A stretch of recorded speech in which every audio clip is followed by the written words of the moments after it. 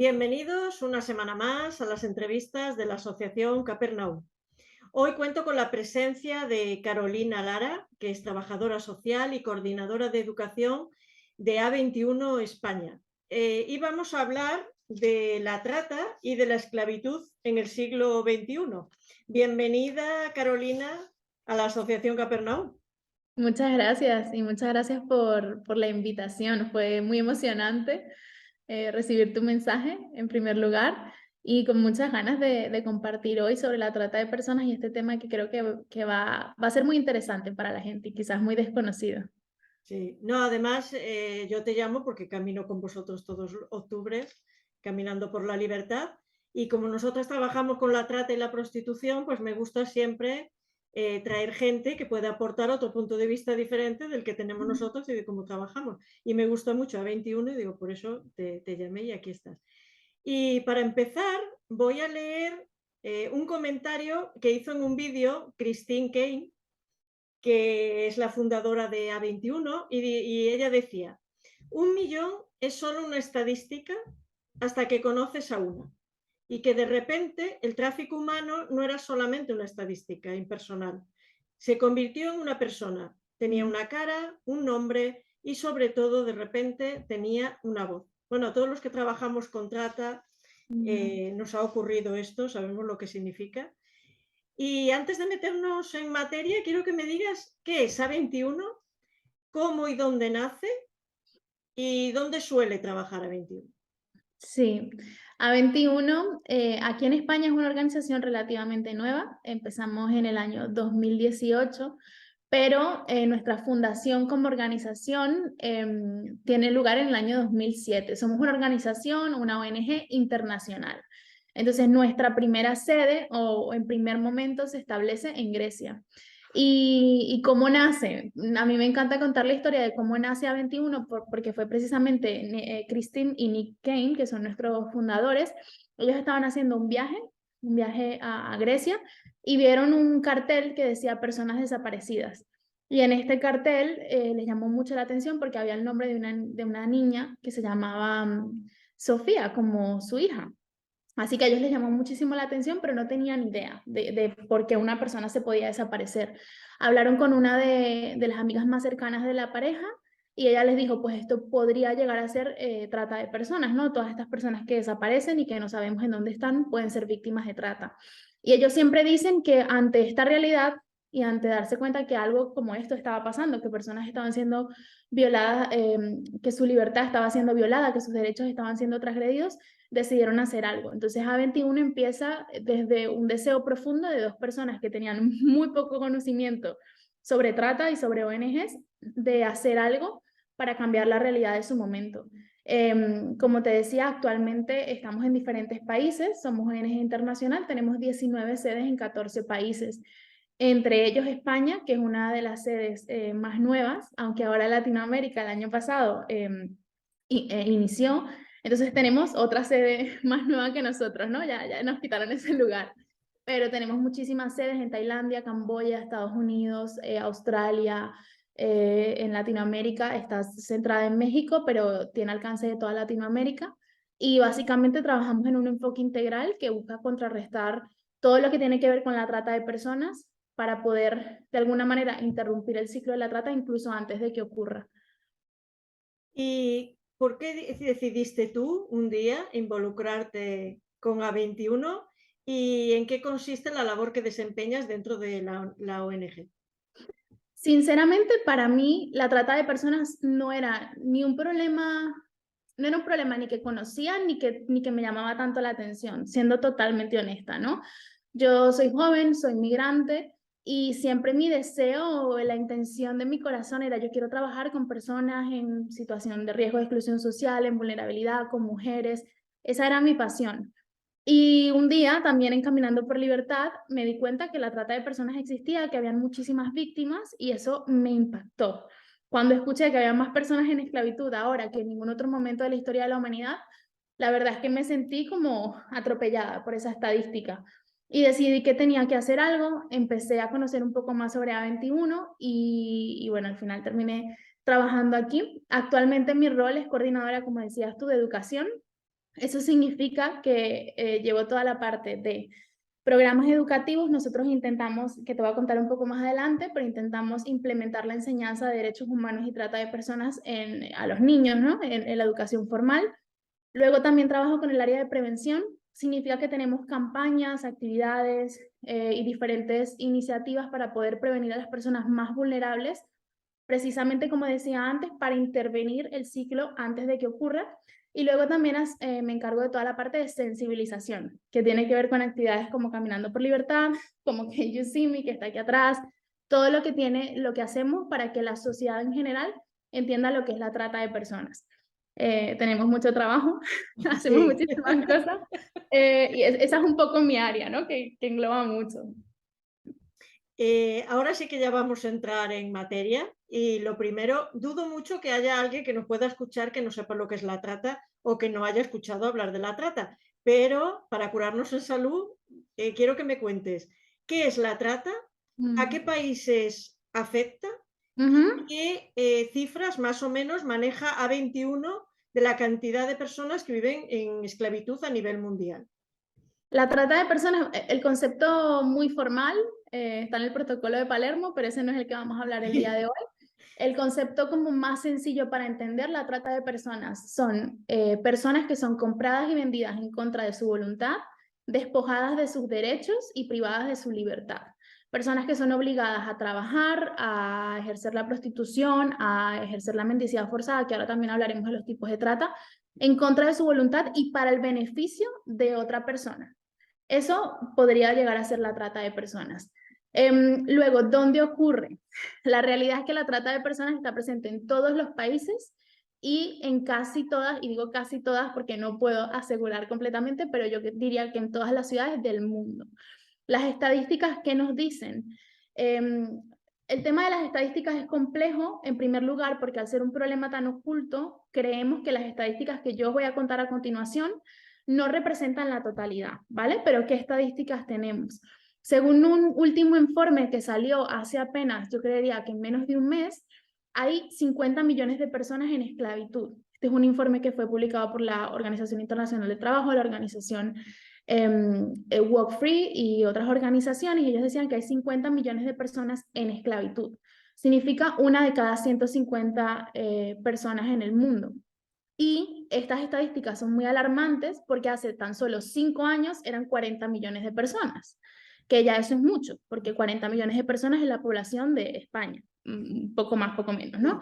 Y en tan solo 5 años tenemos 50 millones de personas, es decir, que hay 10 millones más de víctimas, que además a mí me gusta ponerlo en perspectiva, y 10 millones de víctimas es la población de Grecia.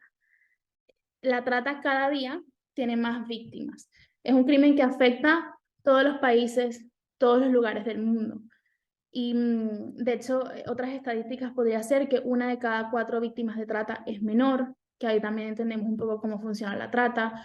Luego, el 71% de las víctimas dentro de la trata son mujeres y niñas, pero también hay un porcentaje de hombres y niños, que eso quizás es algo que nos suena menos familiar. Pero en términos generales es un problema que está presente en todas partes, que está en nuestras calles. Sí, es verdad. Bueno, la trata, la gente cuando dices trata generalmente piensa lo primero en explotación sexual, pero también puede ser un niño que esté pidiendo, que esté obligado a pedir limosna en la calle, y no tan niños. En todas las ciudades vemos hombres y mujeres que son obligados a pedir. ¿Qué otros tipos de trata existen que pasan más desapercibidos para el resto de la sociedad? Sí, es muy interesante lo que dices, y de hecho aquí quiero hacer también una aclaración de concepto. Normalmente hemos escuchado toda la vida trata de blancas, Sí, pero actualmente nosotros hablamos de trata de personas o trata de seres humanos. Eso es importante porque trata de blancas tiene que ver con un contexto histórico en el que las personas que eran víctimas de esto eran mujeres europeas que eran llevadas a países asiáticos. Hoy en día, como decía anteriormente, hay hombres, mujeres, niños y niñas que son víctimas de trata. Entonces es trata de seres humanos. sí. ¿Cuáles son los tipos? Pueden ser trata sexual, como bien decías tú, personas que son obligadas a prostituirse o a generar contenido pornográfico en contra de su voluntad. También pueden ser personas que están siendo obligadas en trata laboral. ¿Qué significa trata laboral? Pues una persona que trabaja, de nuevo, en contra de su voluntad, normalmente durante excesivas horas de trabajo, bajo condiciones de violencia, se les suele quitar la documentación, personas que están ahí en contra de su voluntad. ¿Dónde pueden trabajar estas personas? En la agricultura, en España se da muchísimo en la agricultura. Puede ser en la construcción, incluso en salones de uñas, que esto se ve mucho más en Reino Unido, pero también se ve aquí, suelen ser víctimas de origen asiático. Luego, como decías, también personas que están siendo obligadas a ejercer la mendicidad forzada. ¿Qué es la mendicidad forzada? Personas que están pidiendo en la calle en contra de su voluntad. Nosotros tenemos campañas con policía y con guardia civil, y en alguna reunión con policía ellos nos decían que es muy difícil identificar cuál es el porcentaje de las personas que vemos pidiendo en la calle que son víctimas o no, pero que ellos consideran que la mayor cantidad de las personas que vemos pidiendo en la calle en realidad son víctimas de trata. Estas personas suelen ejercer este tipo de trata en segundo lugar. ¿A qué me refiero? Normalmente, y de hecho nosotros tuvimos un caso, un hombre que él era víctima de trata laboral, en el momento en el que se hizo muy mayor, ya no producía lo mismo en la construcción en donde trabajaba, pasó a ser víctima de mendicidad forzada. Porque eso genera que los tratantes puedan seguir generando dinero cuando la persona ya no es tan útil en otros tipos de trata. Luego tenemos también la servidumbre doméstica, personas que trabajan dentro de las casas como esclavos. Podemos, como para hacer un ejemplo, una persona que trabaja como interna, ¿vale? Pero interna en condiciones de esclavitud, no interna en condiciones normales, con un horario y con la posibilidad de salir. Aquí en España, uno de los casos que a mí particularmente más me impacta era una mujer latinoamericana que encontró una oferta de trabajo como interna y cuando llegó a la casa, pues empezó a trabajar, era una familia, un hombre, su mujer y su hija, pero finalmente el hombre la obligaba a trabajar como esclava y además a hacerlo en tanga y en tacones. Entonces se consideraba trata sexual, pero en realidad era servidumbre doméstica. Luego hay otros tipos de trata, la verdad es que hay muchos, en el Código Penal español están estos, está el matrimonio forzado, que sucede en menor proporción, la extracción de órganos, que también sucede en menor proporción, y la criminalidad forzada, que consiste en personas que son obligadas normalmente a robar, a carteristas, eso pasa mucho en Barcelona, o también personas que son obligadas a trabajar en la plantación de cannabis, pero de nuevo lo hacen en contra de su voluntad. Hay muchos tipos de trata, pero en general podríamos reducirlo como trata laboral y trata sexual. Sí, además, por ejemplo, el caso que cuentas tú ahora de robar a muchas prostitutas cuando no tienen que pagar al día una cantidad y cuando no llegan a esa cantidad se les obliga a robarla a los clientes o a quien sea. ¿Cuáles son algunos de los indicadores de que alguien puede ser víctima de trata? ¿Cómo alguien que nos pueda estar escuchando puede decir, cómo distingo que una persona es víctima de trata? Yo aquí os quería mostrar justamente el folleto de Caminando por Libertad, que fue el evento más reciente, porque aquí lo que hicimos fue un poco dar a conocer los indicadores más comunes de la trata. Luego, como hay diferentes tipos de trata de personas, pues también habrá indicadores específicos para cada caso, pero estos son los generales. Entonces aquí, por ejemplo, cuando alguien parece estar controlado por otra persona, un poco la persona siempre está acompañada, siempre está bajo supervisión, o hay alguien que insiste en hablar por él o por ella. Es alguien que parece que no tiene voz, que no tiene la posibilidad de hablar. Una persona cuyos movimientos están siendo controlados. Normalmente es una persona que siempre está, de nuevo, acompañada, que vive en el mismo lugar en el que trabaja, o incluso que para ser transportada desde donde vive a donde trabaja, siempre va acompañada. ¿Vale? Otra cosa puede ser falta de control económico. Cuando hablamos con una persona y menciona, tengo una deuda, y hasta que no pague esta deuda no voy a ser libre, hasta que no pague esta deuda, incluso puede mencionar a un familiar, que también eso suele pasar. Dice, tengo una deuda con mi tío, y cuando ahondamos un poco en la situación, es una situación de trata de personas. Una persona que tiene falta de documentación o que dice que alguien tiene sus documentos y que los está guardando. A menos que sea un menor de edad, entendemos que no hay ningún motivo por el cual alguien no pueda tener acceso a sus documentos. y aún así. Una persona que tiene comportamiento sumiso, es una persona que tiene miedo a hablar con otras personas, que se pone muy nerviosa en presencia de autoridades, que se ve que está controlada por alguien más, que muestra una actitud temerosa, ansiosa, depresiva. Cuando hablamos de víctimas de trata, estas personas suelen experimentar trastornos de ansiedad, suelen experimentar pues situaciones emocionales muy graves. Entonces, si vemos una persona que está en estas condiciones, puede ser un indicador muy grande. Alguien que tiene la sensación de estar atrapado. Y normalmente, por ejemplo, para hacerlo mucho más práctico en mendicidad forzada, y esto lo cuento porque pasó con mi compañero de trabajo, en el supermercado en el que él hace la compra, siempre ve una mujer. Y él ve que una vez vino una persona y le quitó los alimentos que le habían dado a la mujer. Eso es un gran indicador, ¿vale? Porque si esa persona está pidiendo ahí que venga un hombre y le quite los alimentos, eso nos muestra que algo raro está pasando. Y él ya, como trabaja aquí, bueno, intentó estar muy presente en esa situación y luego vio que el mismo hombre le estaba quitando el dinero a la mujer. Eso es un indicador. Eso nos tiene que decir a nosotros que lo mejor es que reportemos a los cuerpos de seguridad. Sí. Bueno, y aparte, después vamos a hablar de los cuerpos y fuerzas de seguridad del Estado, pero hay veces que te dicen que no son víctimas. Sí que hay víctimas, pero ellas no son víctimas porque no se consideran víctimas. Y para nosotros, claro, porque bien es diferente y si alguien sospecha, nosotros tenemos que darnos cuenta de que es una víctima, aunque ella no lo reconozca, está esclavizada. La trata es diferente en cada país. ¿Adaptáis vuestro trabajo a cada contexto y a cada país? ¿Y cómo lo hacéis? Sí, la trata, los principios son los mismos, el concepto se puede aplicar a todos los países, pero sí que es verdad que se ve de forma diferente. Como decía anteriormente, por ejemplo, en España, si hablamos de trata laboral, primordialmente, probablemente estamos hablando de una víctima de agricultura o de construcción. De nuevo, en Reino Unido, quizás estamos hablando de una víctima de un salón de uñas. Entonces ahí podemos ver que la trata se ve distinta de alguna manera, ¿no? Nosotros como organización tenemos una respuesta o una solución que se adapta a cada material y cada cosa que hacemos al contexto en el que estamos. Entonces, por ejemplo, aquí en España todos nuestros materiales educativos preventivos tienen un lenguaje especialmente adaptado a España. Pero luego, el gran marco que tenemos, que nuestra respuesta hacia el problema de la trata es educar, porque creemos que la educación es lo único que puede cambiar el problema a largo plazo, si no solamente estamos cubriendo Exactamente. de agua fría.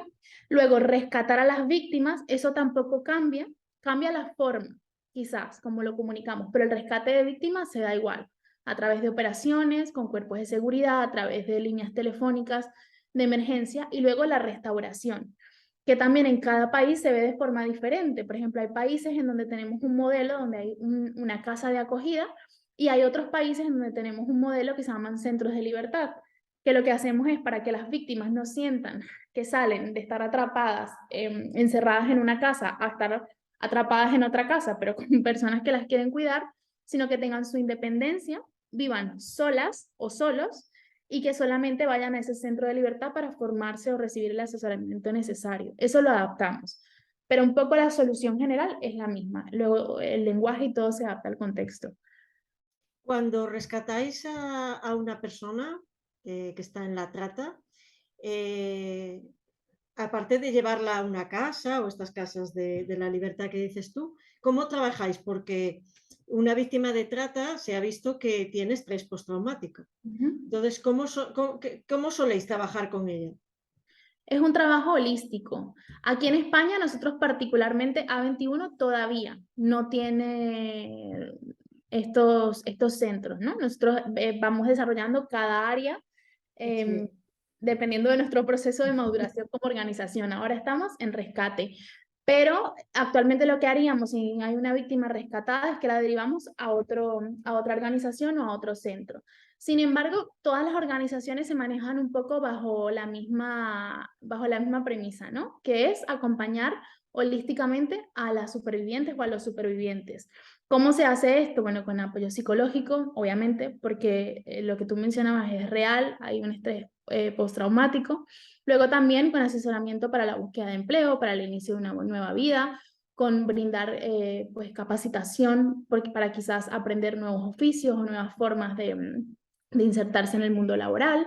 Y también se suele brindar acompañamiento a nivel legal, porque entendemos que no todas las víctimas quieren hacerlo, pero algunas de ellas sí que quieren testificar en contra de sus tratantes. Es mucho trabajo. Y nosotros lo que solemos decir es que el trabajo real comienza cuando una persona es rescatada. A veces creemos, bueno, solo rescatar a alguien, ¿no? Ahí empieza el camino hacia la restauración. Y bueno, A21 y la Guardia Civil habéis colaborado juntos y habéis realizado una campaña de prevención contra la trata, la explotación laboral. ¿En qué consiste? Y quiero que me digas cómo se reconoce una víctima, en este caso, de explotación laboral, y cómo una víctima sabe que lo es, que está siendo explotada, porque hay veces que se vienen de ciertos países que hay unas características y no se da cuenta de que lo es. Bueno, con Guardia Civil el proyecto empieza precisamente porque no había ningún material ni ninguna campaña de prevención contra la trata laboral. Por lo que comentábamos al comienzo, lo que más se reconoce es la trata sexual. Así que empezamos a hacer un trabajo de investigación, nos dimos cuenta que había muchísimas personas en trata laboral, entendimos un poco la casuística, hicimos un folleto, que justo ahora no tengo aquí, pero en un momento lo busco, que es un folleto en formato de pasaporte. Y este folleto tiene indicadores para la autoidentificación. Lo que tú decías es fundamental. Las víctimas nunca saben que son víctimas, porque normalmente vienen de contextos en donde lo que están viviendo no es normal, pero de alguna forma es más habitual, ¿vale? O sea, sigue siendo una situación que viola sus derechos, pero para ellos es más habitual. Entonces, ¿cómo hacemos que una víctima se reconozca? Bueno, normalmente les decimos, si tienes que trabajar más de 8 horas que el reglamentario, o sea, más de las horas reglamentarias, esto ya representa que estás en una posible situación de trata, porque también trata de personas y malas condiciones laborales son cosas diferentes. Si no puedes salir libremente de ese trabajo, es decir, no puedes renunciar y buscar otro trabajo, no puedes irte libremente de esa posición, probablemente es una situación de trata. De hecho, ese es el principal indicador, que no puedes irte cuando quieres. Luego, otra cosa suele ser que vives y trabajas en el mismo lugar. Eso no pasa en todos los casos, pero sí que es una característica importante. Otra característica es que las personas no suelen recibir la paga por el trabajo que están realizando. Eso es algo fundamental. Muchas veces también lo que hacen los tratantes es que imponen deudas a las víctimas. ¿Qué significa esto? Que la persona está ganando cierta cantidad de dinero y se le dice, vale, ganaste 500 euros, me invento una cifra, ¿vale? Y dicen, pues de esto me tienes que dar la mitad, porque estás viviendo aquí conmigo. Y eso significa que yo estoy pagando por tu vivienda y por tu comida, entonces ya me debes un dinero. Y luego suelen haber reglas impuestas también, que dicen, si hablas con tus compañeros después de las 12, significa que te imponemos otra deuda más. ¿Vale? Entonces, ese tipo de condiciones rígidas, donde una persona trabaja más de las horas estimadas, donde hay violencia, donde no hay un pago real por el trabajo que está realizando, de una vez nos dan indicadores sobre situaciones de trata de personas. Y además ahora se estila mucho también en la laboral parejas, que vienen familias. Y claro, tú ves una familia y dices, mira, no es, no, porque estás acostumbrado a decir es un hombre, es una mujer, es un niño, es una niña, pero Claro. no todos juntitos. Y está, Sí. bueno, ocurre en España, yo me los he encontrado a familias.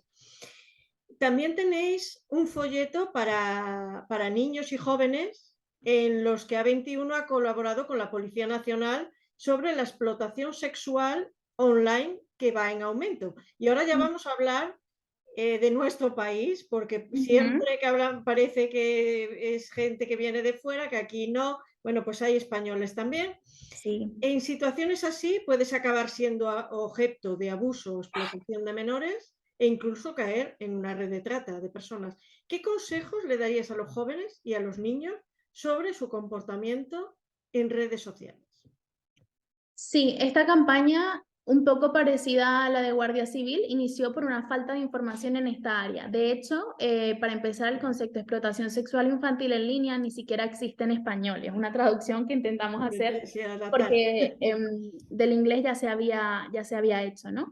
De hecho, también, bueno, aquí otra cosa de contexto que a mí me gusta como un poco decir estas cosas porque me parecen muy importantes, incluso el término pornografía infantil nos recomiendan los organismos internacionales que ya no se utilice, sino que es material de abuso, pequeños conceptos, ¿no? Entonces empieza esta campaña y justamente durante la pandemia nos dimos cuenta que aumentaron, no solamente a nivel internacional, que la Interpol hizo una alerta de los casos de este crimen, sino también a nivel nacional, que lo reseñó la Policía Nacional.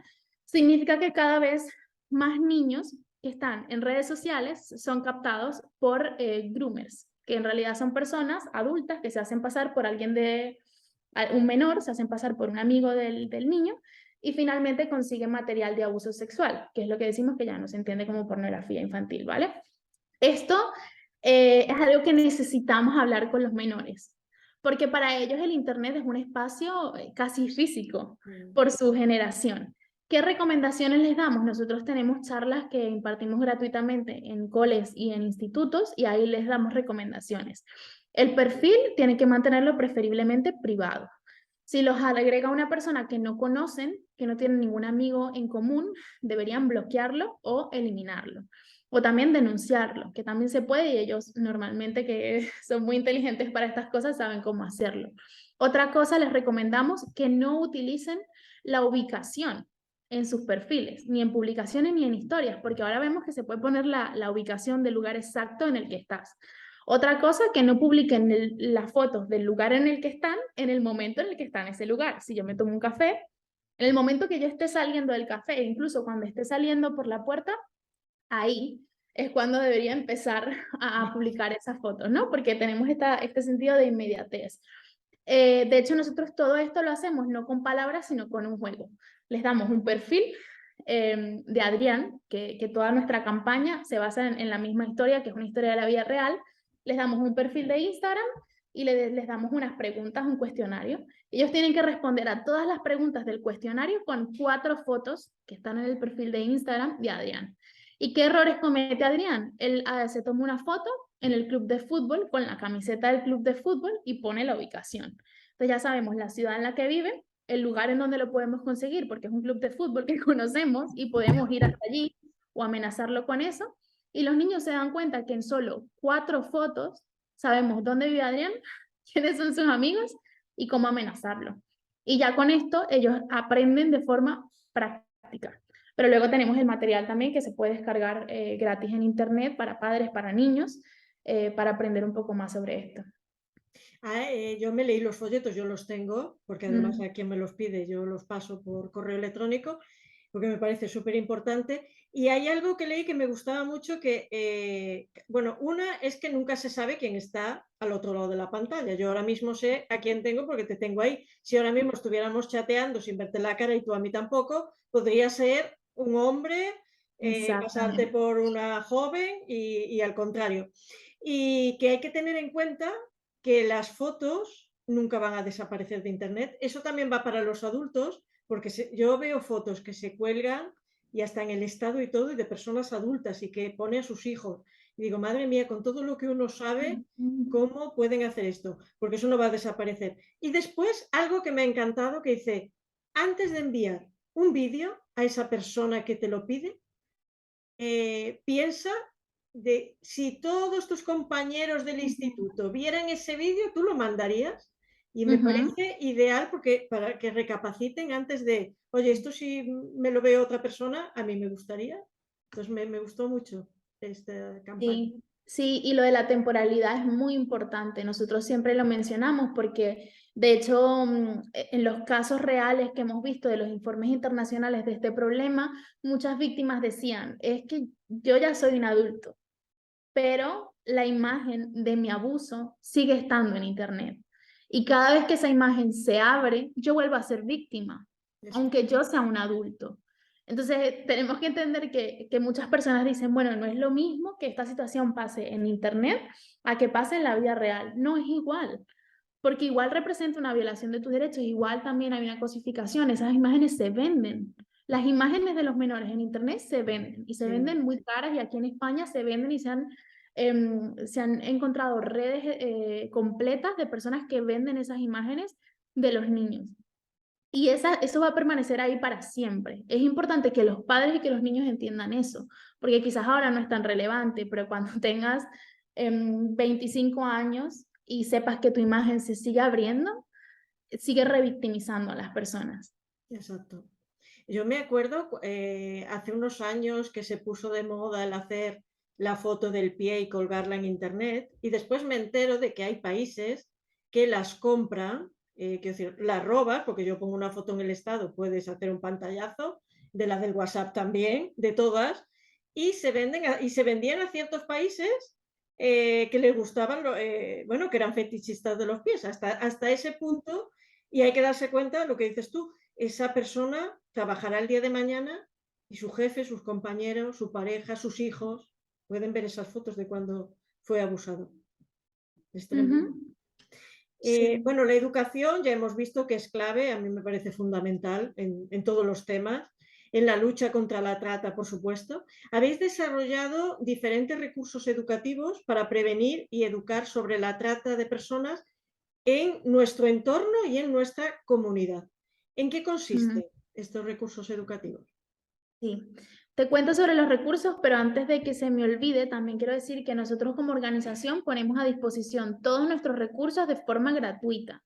Entonces, cualquier persona de ONG, de una organización, de un proyecto social que nos esté viendo y que quiera que nosotros le enviemos los recursos, nos puede contactar a través del Instagram o de nuestro correo electrónico info.es@21.org, que eso es lo primero.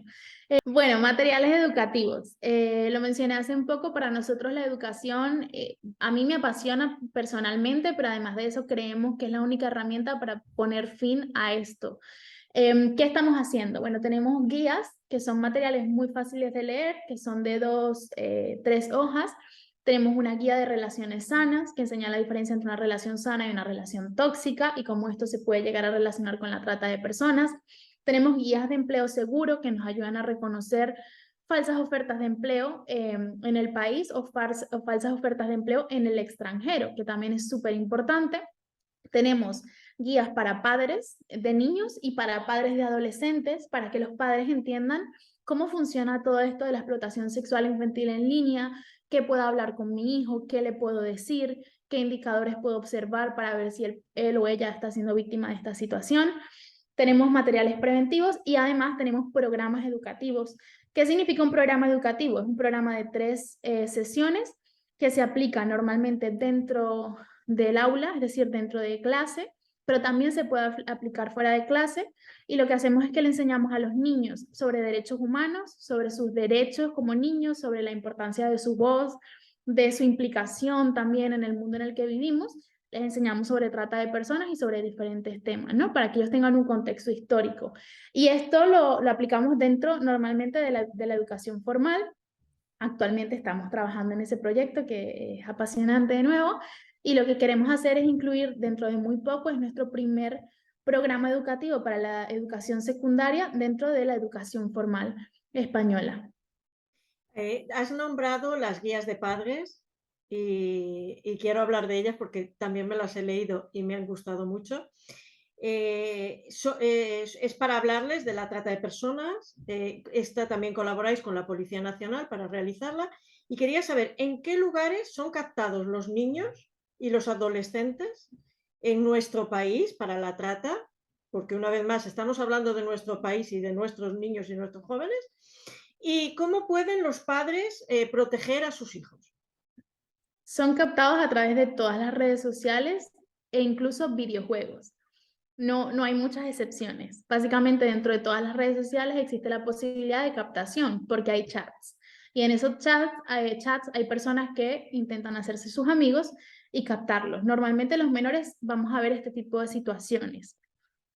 Son captados por groomers. ¿Qué es un groomer? De nuevo, es un adulto que se hace pasar por un menor, establece una relación de amistad. ¿Qué puede identificar un padre? Puede identificar un cambio de comportamiento en el niño Eso es muy importante. El padre sabe cómo es su hijo. Y si nota un cambio de comportamiento muy repentino, de un día para otro, tiene rebeldía, o dice comentarios incluso que parecen adultos, pero en la boca del niño normalmente puede ser porque alguien le está manipulando. Otras cosas es que el niño habla siempre apartado de sus padres, ¿vale? Que cuando está hablando con alguien por mensajes, se aparta. Y que si llega un adulto, bloquea el móvil, se sale de la aplicación o intenta mostrar que está haciendo otra cosa. Eso puede ser un indicador. Otro indicador, que el niño tenga algún regalo que puede ser físico o puede ser también un regalo online, créditos para videojuegos. Eso ya quizás es un poco más difícil, pero si vemos que el niño está jugando videojuegos que suelen ser privados, eso también puede ser un indicador, porque nosotros no le, si el padre dice yo no le he dado dinero para esto, ¿cómo está pagando estos videojuegos? Suele ser una moneda de cambio de los tratantes a través de internet. Este tipo de cosas, o también que su rendimiento académico, de nuevo, rápidamente cambie. Incluso su forma de vestir, su forma de expresarse, que empieza a tener un comportamiento quizás como que no se adapte a su edad, que parezca mucho más adulto. Este tipo de cosas suelen ser indicadores. Pero la guía lo que enseña a los padres es cómo hablar, cómo me acerco a mi hijo y qué le puedo decir para tener una conversación sobre este tema. Aquí quiero hacer un inciso, si me permites, Carolina, quiero contar algo. Está dos apps, OnlyFans e Instagrams de pago, que captan a menores de edad, a chicas en este caso. A veces son universitarias, otras veces son menores de edad, que se les llama producto kilómetro cero o consumo ético de la prostitución. Como ahora muchas de las personas que van a consumir prostitución están concienciados con el tema de la trata y piensan que solo son mujeres de otros países, pues los proxenetas se han sacado este as de la manga. ¿Y en qué consiste? Pues estas jóvenes que son captadas por estas aplicaciones, los hombres tienen estas aplicaciones en el móvil y tú en la zona donde te mueves pides una serie de características, las escribes y te sale esa chica que a lo mejor ese día le dice a sus padres que se va a hacer los deberes con una amiga y va a un hotel, con el peligro que conlleva, que no dice absolutamente a nadie que va a prostituirse. Esto es muy común ahora mismo en España con jóvenes españolas. Se paga más porque es algo más exclusivo y es como, claro, se quieren jóvenes autóctonas, porque esto es como si fueran los tomates. Quiero decir, yo vivo en Valencia, es mejor, me dicen, mira, consume de proximidad, que mejor que consumas de Madrid, donde estás tú. Y entonces esto es una forma de captación que se está utilizando ahora para jóvenes españolas, que está ocurriendo, y los proxenetas hacen esto. Quería dejarlo claro para que la gente y los padres que nos puedan estar escuchando que indaguen, porque a veces sus hijas no están donde ellos creen que están y haciendo lo que ellos quieren. Tenéis una campaña mundial que se hace anualmente y este año fue el 15 de octubre, es Caminando por la Libertad.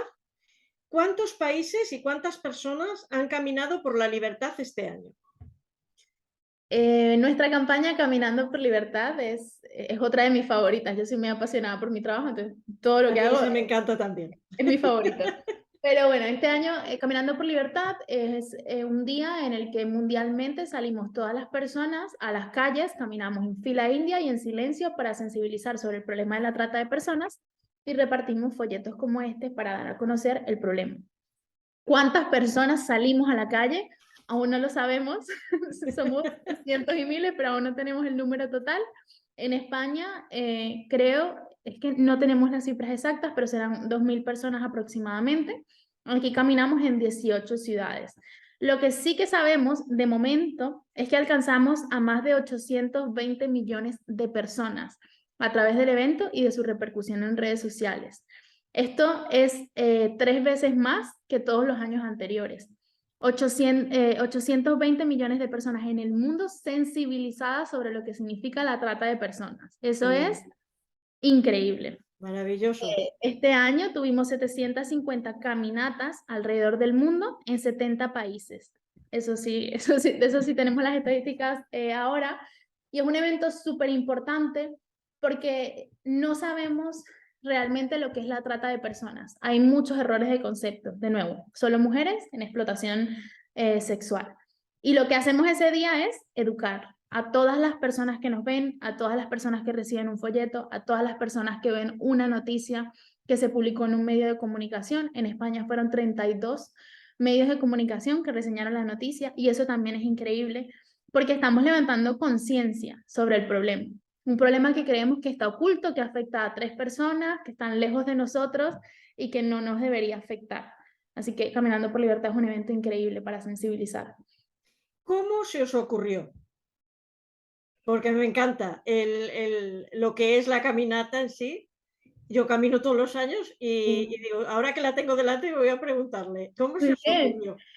A mí lo que me gusta de la organización en la que trabajo y aquí hago un poco del espíritu interno es que todas las ideas surgen normalmente de personas que no tienen mucho conocimiento sobre trata, pero tienen mucha pasión por cambiar el mundo.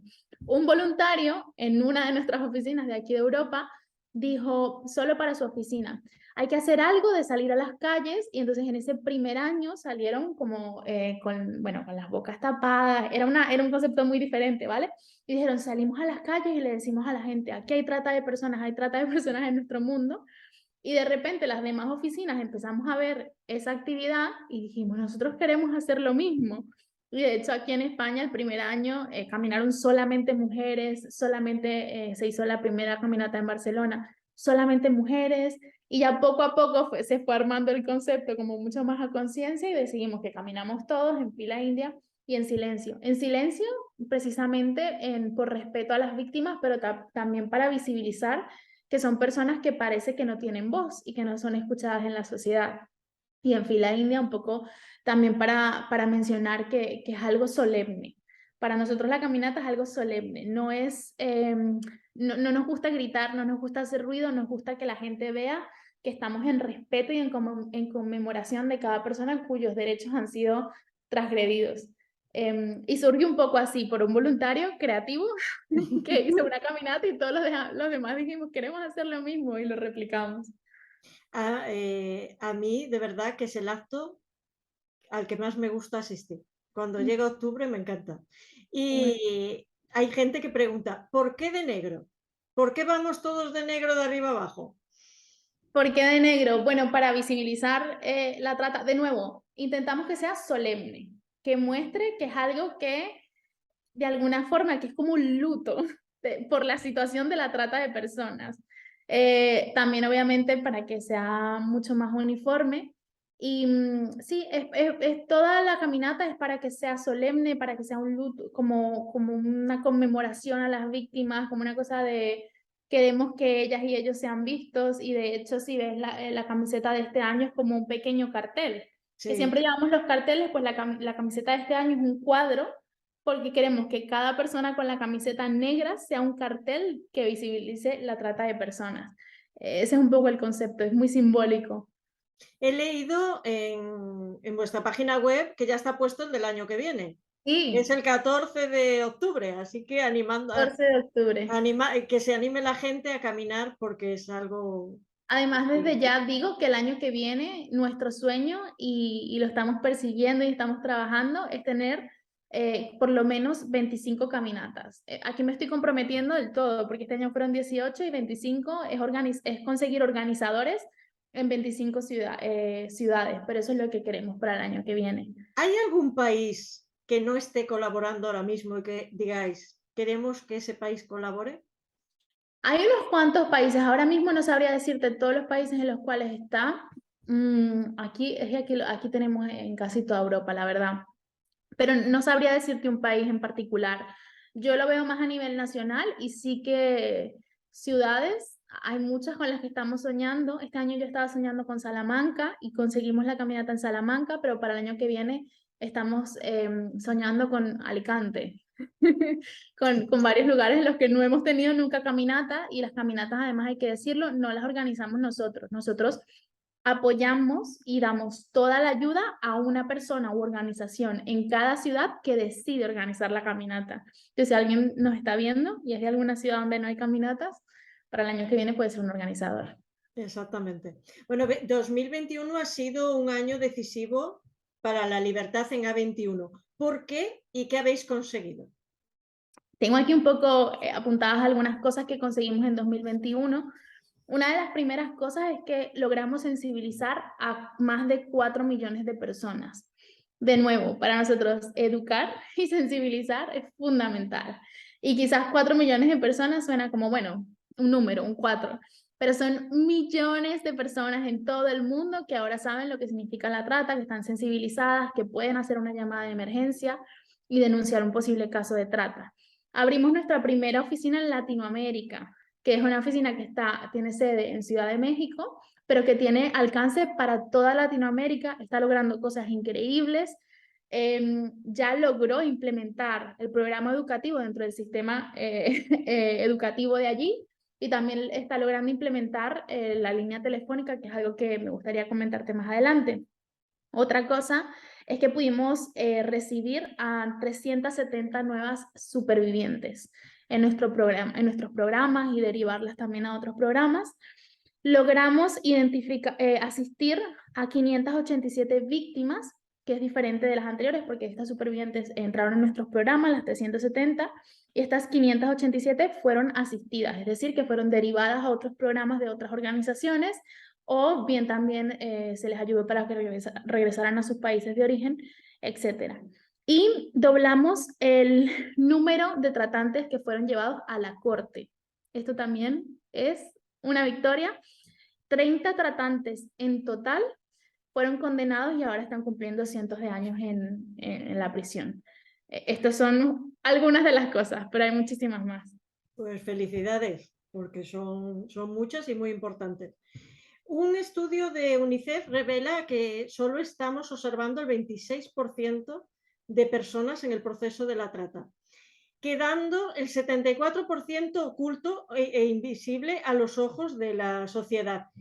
¿Crees que se puede acabar con la esclavitud, siendo el gran negocio que es, porque mueve muchísimo dinero, y sabiendo que hoy existen más esclavos que nunca en la historia de la humanidad? Lo primero que tengo que decir es que la Universidad de Comillas y UNICEF hizo un trabajo increíble con ese estudio, porque algo que vemos específicamente en España es que no hay estadísticas sobre la trata. Ellos hicieron ese estudio solamente referente a la Comunidad de Madrid, pero entendemos que se puede replicar un poco en las demás ciudades.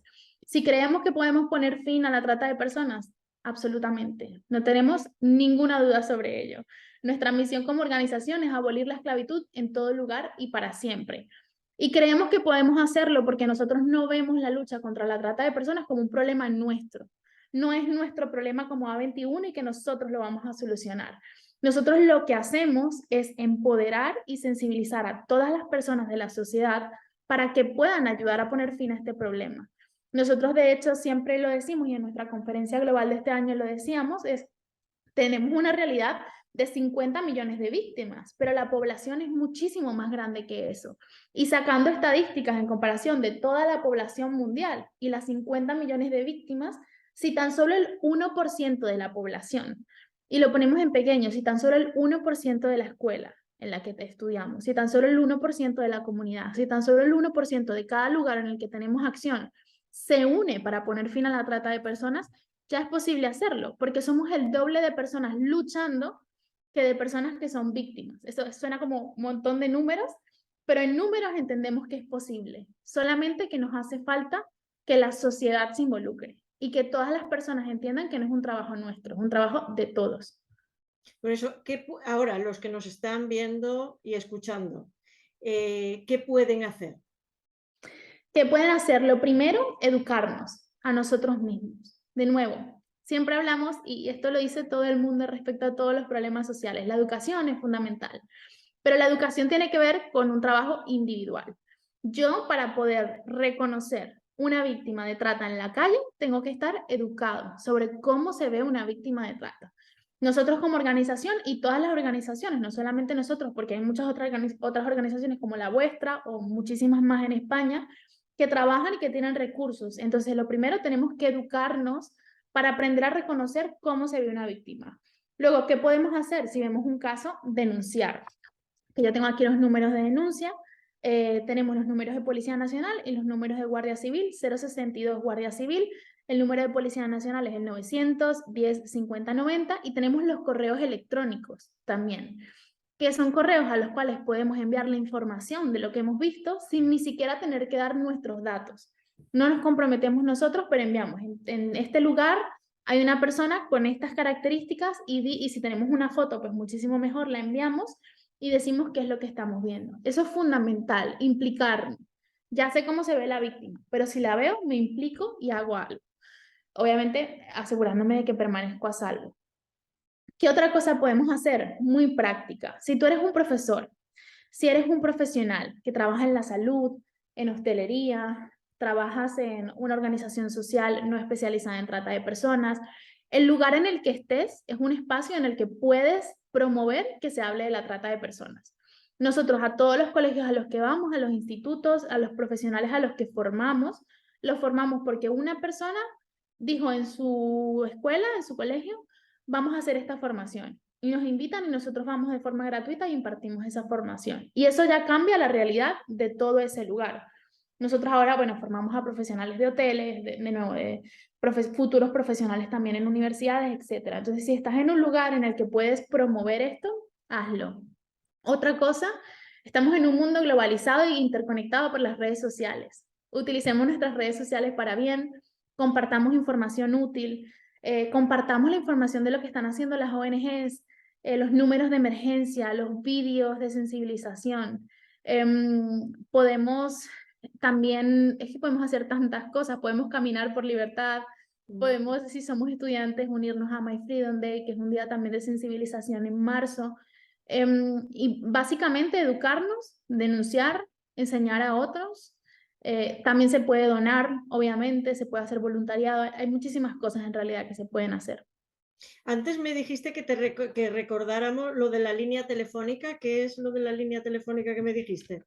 Sí, bueno, nosotros como organización, de nuestra parte de rescate, de esa parte de los programas, solemos intentar implementar líneas telefónicas de atención 24/7 para el rescate de víctimas, para brindar información a la sociedad en general también, que es lo que hacemos, para hacer verificación de ofertas de empleo, es decir, si una persona ve una oferta de empleo pero no está del todo segura, puede llamar a esa línea telefónica y preguntar y los operadores le ayudarían. Actualmente tenemos líneas telefónicas en Sudáfrica, tenemos en Bulgaria y en Grecia. Y uno de los proyectos que tenemos para el año que viene es la línea telefónica de España, que es una línea telefónica 24/7, de nuevo, donde se puede pedir información, donde se puede denunciar un caso de trata de personas, donde se pueden hacer muchísimas cosas y además que tiene atención en 200 idiomas a los 30 segundos. Estamos interconectados con un sistema de traducción. Y ese es uno de los grandes proyectos que tenemos y también por eso creemos que se puede poner fin a la esclavitud, ¿no? Porque cada vez nosotros utilizamos la tecnología para interconectarnos más y hacer este tipo de herramientas. ¿Y qué le queda por hacer a 21? Abolir la esclavitud. Es lo que nos queda. Nosotros siempre bromeamos en la oficina diciendo esperamos quedarnos sin trabajo muy pronto. Pero a nivel práctico, como mucho más de proyectos, de nuevo, estamos soñando con una línea telefónica el año que viene, una línea nacional. Esperamos que sea una línea de referencia nacional en contra de la trata. Esperamos seguir formando a más profesionales, que de nuevo eso depende de los profesionales que nos ven y que llamen y soliciten esas charlas. Esperamos incluir la enseñanza de los derechos humanos, de la trata de personas, dentro de la educación formal española en diferentes comunidades autónomas, esperamos en todas. Esas son cosas más prácticas que tenemos por hacer y dentro de un par de años pues tener nuestro primer centro o refugio para supervivientes de trata. Como ya he terminado por mi parte, si te dejo, si te ha quedado algo por decir, porque has explicado todo muy clarito, ahora la gente que nos ve y nos escucha no puede decir que no sabe, que no está enterado lo que hagan con la información ya depende de cada uno, pero ya no se puede mirar para otro lado con todo lo que hemos hablado aquí. Pero si te queda algo por decir, que quieras decir. Mi única frase final es mi frase favorita de nuestra cofundadora Christine Kane y es: nadie puede hacerlo todo, pero todos podemos hacer algo. Ya conocemos sobre el problema y ahora solamente tenemos dos opciones: o somos parte del problema o somos parte de la solución. ¿Te puedes creer que la tenía apuntada para Muy leerla? bien. La de ninguna persona puede hacer todo, pero cada uno de nosotros puede hacer algo. Así En que todas partes, en todos hemos los llegado lugares al que mismo voy. final, tú y yo. Muy bien, muy bien. Es que es una frase que es así, Increíble, es así. increíble. Todos podemos hacer un granito de arena y hace mucho. Pues Carolina, muchísima suerte con todos esos nuevos proyectos que tenéis. Caminaremos el 14 de octubre de 2023 Bien. y gracias por visitar la Asociación Capernaum, que la tienes abierta cuando desees. Gracias a vosotros por el espacio. Lo que haga falta también para colaborar, lo que necesitéis por nuestra parte, estamos ahí para ello y muchas gracias por el espacio. Muchas gracias. Y a vosotros os veo en las próximas entrevistas de la Asociación Capernaum. Adiós.